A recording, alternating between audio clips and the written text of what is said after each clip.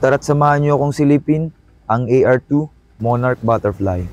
Itong colorway na to ang ginagamit ni Austin Reeves sa kasalukuyan. Alam niyo ba na simula na nagkaroon ng AR2 si Austin Reeves ay lalong gumanda ang performance niya? Nang dahil din sa AR2 ay nakuha niya yung kanyang career high noong February 8 against Indiana Pacers. Kaya ma-imagine mo talaga kung gaano kaganda gamitin ang AR2. Pero bago tayo lumayo, pag-usapan natin ang colorway na to. Para sa akin, napakaganda at napakaaliwalas tignan. Yung tipong parang pinagmamasdan mo lang ang kalikasan.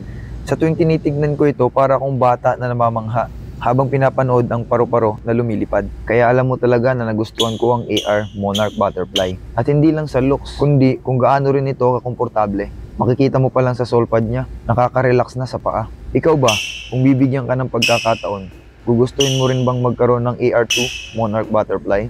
At sa mga nagtatanong, magiging available na pala to sa March 29. You can check it at www.rigorrare.com.